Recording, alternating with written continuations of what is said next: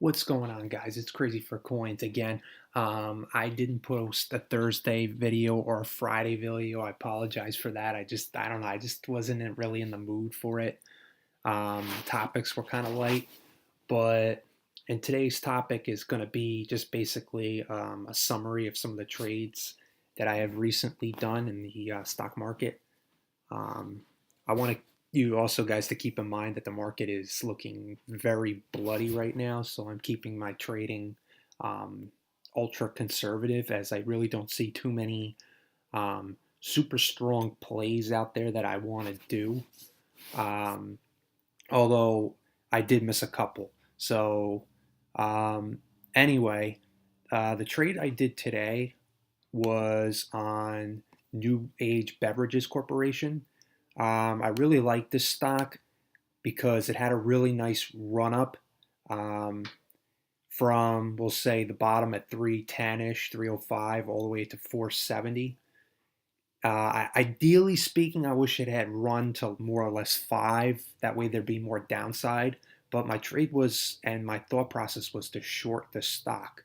Um, and I felt like it was going to be a first red day.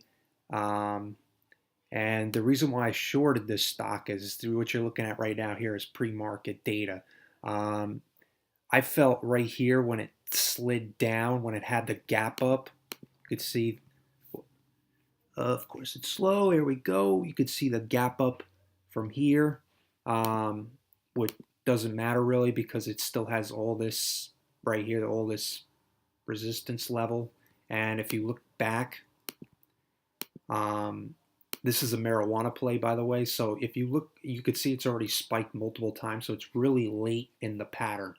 Um, so I don't expect when it's this late in the pattern, you don't really expect it to do um, anything as what it did as far as spikeability goes in the past. Um, so my thought process was, okay, it's gapped up, but it looks like it's having this downtrend here, then it has another downtrend. So my thought process is that the stock is going to go from green to red, and basically green to red meaning up for the day and down to the day. So red being down. So at 4:30, the stock is break even. So I felt that if the stock broke down below 4:30, my goal was to short this, which I ended up doing at 425, and my risk level would have been back to the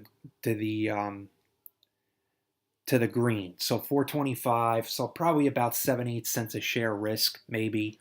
And my goal was to sell this, and I was right on the money with this.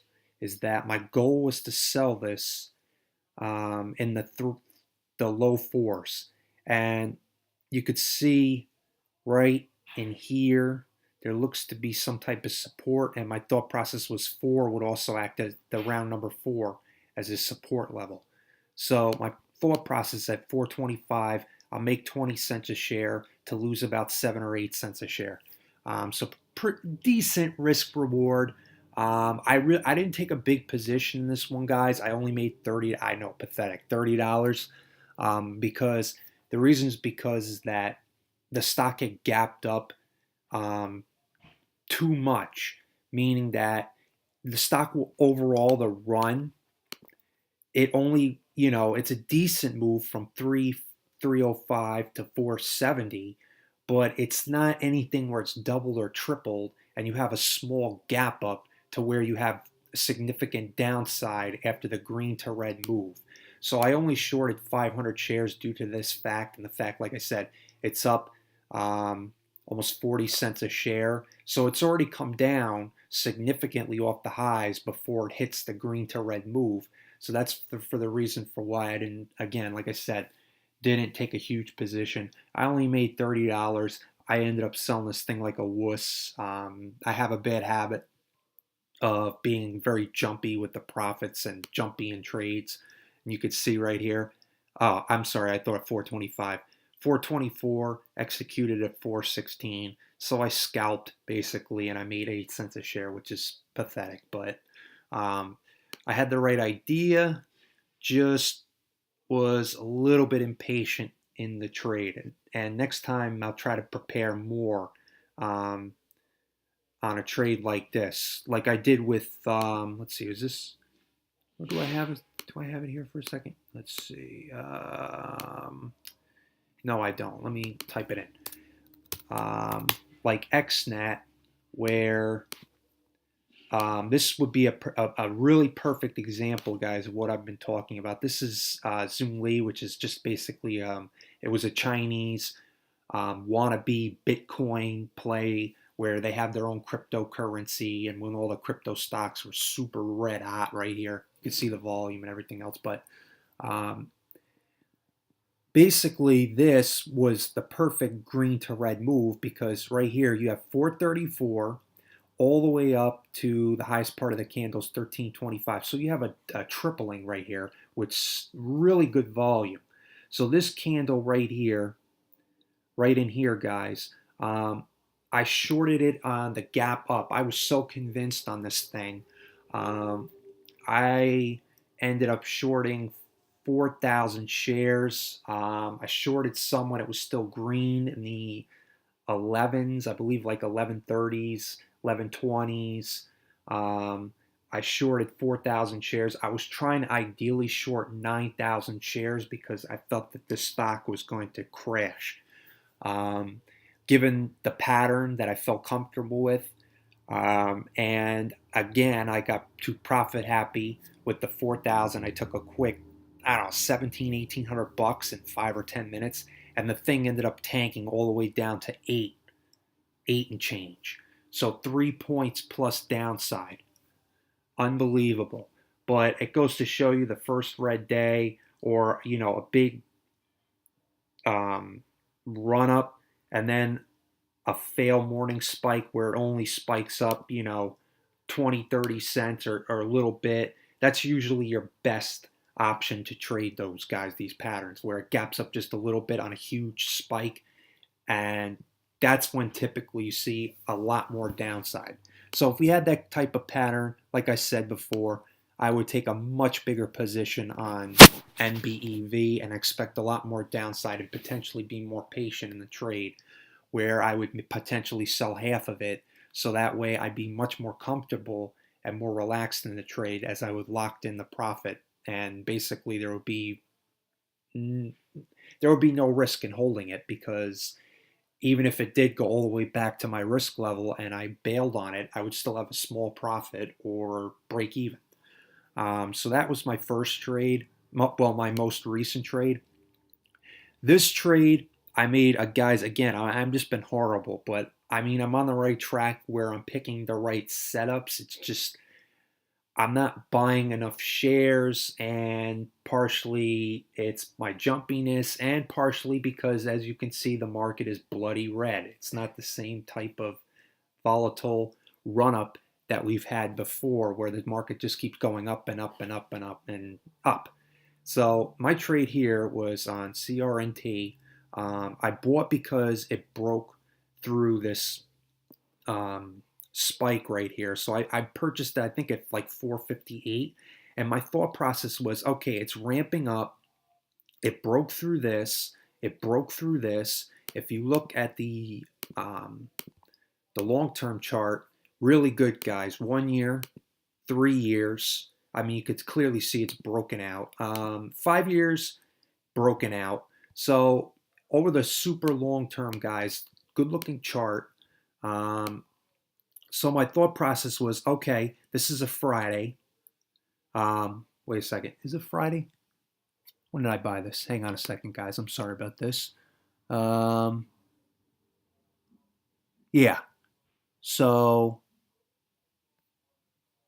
yeah, 412.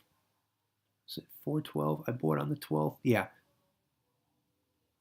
So I sold there. So my thought process was that. Hang on a second. Now I'm really confused. Hang on a second. I need to correlate the 462. Let me just see something for a second. I don't want that. Um, where the heck? Okay, where's the 14th?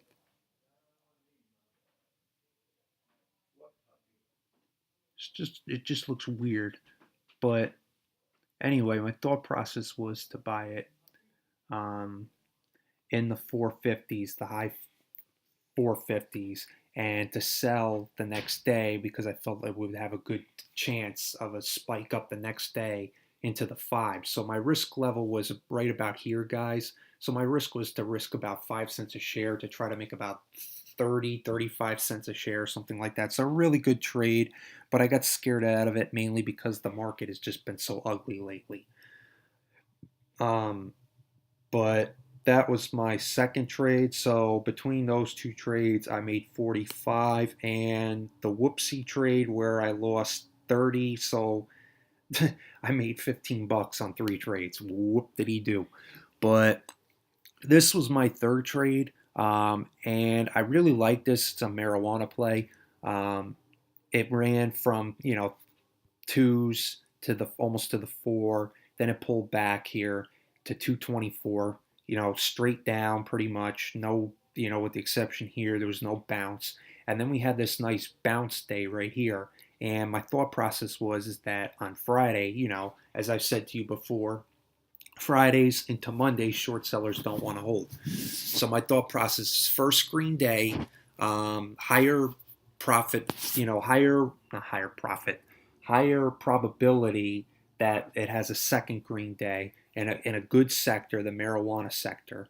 So my thought process was is that if the stock broke this 280, guys, I felt, a couple cents over this 280, I felt we could run to three. So my goal was to buy it at about 282, 283, which would have been about 4 or 5 cents risk to make 17 cents.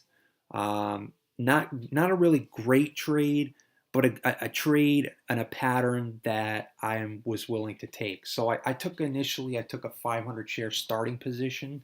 I picked it up at 279. I was trying to play pennies, which I shouldn't have done, and that's the whole reason for why I lost on this trade because it failed to convincingly break the 280.